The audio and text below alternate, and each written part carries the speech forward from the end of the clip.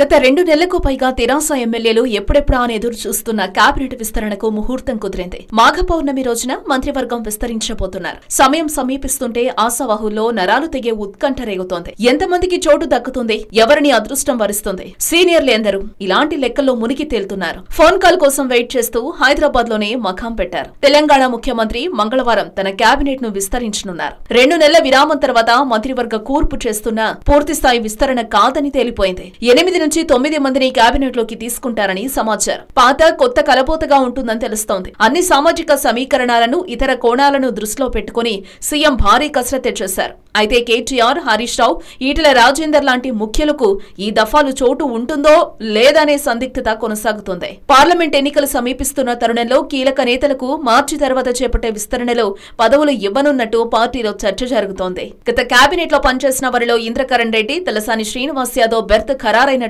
సమాచారం. ఉమ్మడి జిల్లాల వారీగా చూస్తే నల్గొండ నుంచి జగదీశ్వర్ రెడ్డికి, లేదంటే రైతు సమన్వయ సమితి అధ్యక్షుడు గుత్తా సుఖేందర్ రెడ్డికి పదవి దక్కొచ్చు. కరీంనగర్ జిల్లాలో ఎస్సీ సామాజిక వర్గం నుంచి కొప్పుల ఈశ్వర్ పేరు వినిపిస్తోంది.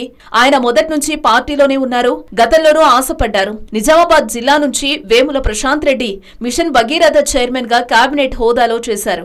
ఆయనకు కేబినెట్ బెర్త్ కన్ఫర్మ్ అంటున్నారు. పాలమూరు నుంచి ప్లానింగ్ కమిషన్ చైర్మన్ గా చేసిన నిరంజన్ రెడ్డికి పదవి ఖాయమని చెప్తున్నారు. వరంగల్ జిల్లాలో సీనియర్ రాజకీయ నేత, వరుసగా గెలుస్తున్న ఎర్రబెల్లి దయాకర్ రావుకు మంత్రివర్గంలో చోటు కన్ఫర్మ్ అయినట్టు తెలుస్తోంది. కేబినెట్ విస్తరణ కొద్ది మందితో ఉంటుంది కాబట్టి ఉమ్మడి ఖమ్మం, రంగారెడ్డితో పాటు మరో 2 జిల్లాలకు మంత్రి పదవులు దక్కకపోవచ్చని తెలుస్తోంది. అయితే గత కేబినెట్ లో ఒక్క మహిళ కూడా లేనందున కేసీఆర్ విమర్శలు ఎదుర్కొన్నారు.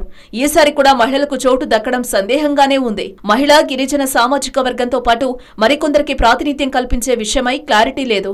అన్ని సామాజిక వర్గాలకు చోటు దక్కుతుందని సీనియర్లు ఆశపడుతున్నారు. చాలా కాలం తర్వాత మంత్రివర్గ విస్తరణ జరుగుతున్న నేపథ్యంలో ఆశావాహులు 3 రోజులుగా హైదరాబాద్ లోనే మకాం వేశారు. సీఎంకు పుట్టినరోజు శుభాకాంక్షలు చెప్పి ప్రసన్నం చేసుకుందామని కొందరు ప్రయత్నించినా కేసీఆర్ వారికి అందుబాటులో లేరు. ఫామ్ హౌస్ కి వెళ్లారు. దీంతో ఫోన్ కాల్ కోసం ఆశావాహులు ఉత్కంఠగా ఎదురుచూస్తున్నారు. మరి కేసీఆర్ లిస్ట్ లో ఎవరున్నారో తెలియాలంటే మంత్రుల ప్రమాణ స్వీకారం వరకు ఆగాల్సిందే. హలో, మిమ్మల్నే. యోయో టీవీ యాప్ డౌన్లోడ్ చేసుకున్నారా? ఇంకా లేదా?